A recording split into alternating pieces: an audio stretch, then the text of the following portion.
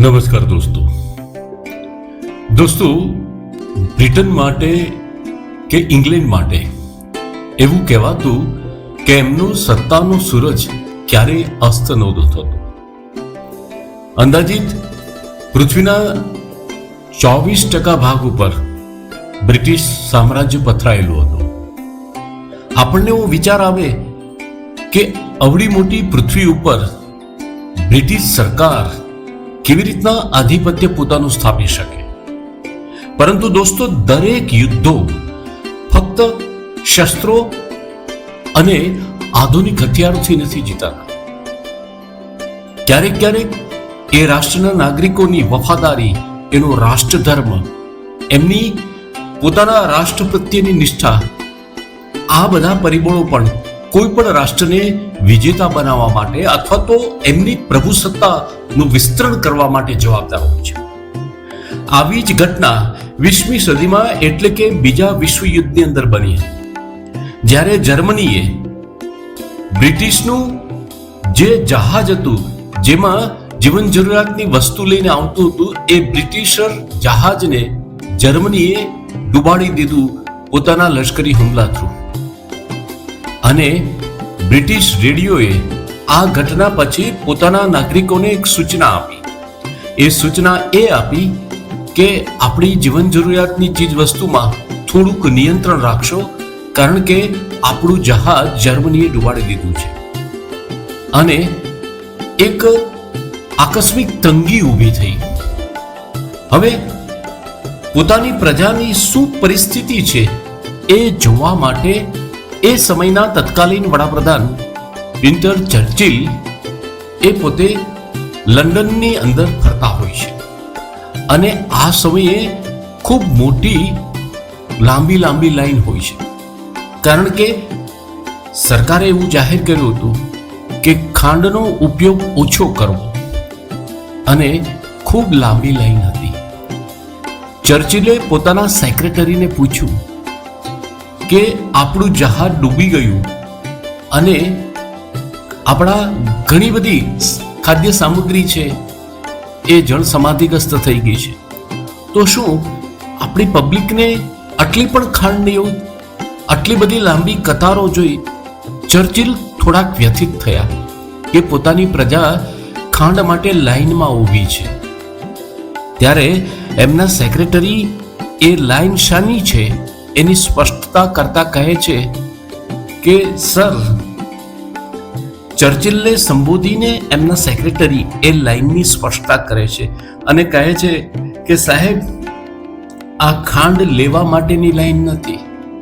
ત્યારે ચર્ચિલને આશ્ચર્ય થાય છે, તો આ લાઈન શેની છે?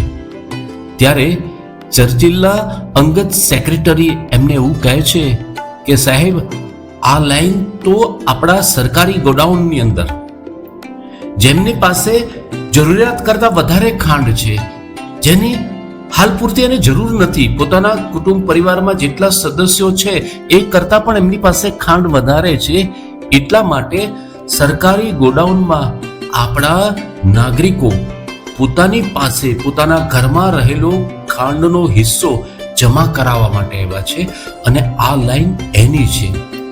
ચર્ચિલે ફરી એ લાંબી કતાર ઉપર નજર ફેરવી તો આબાલ વૃદ્ધ પોતાના હાથમાં ખાંડના પેકેટ લઈને પોતાની સરકારને જમા કરાવવામાં આવ્યા.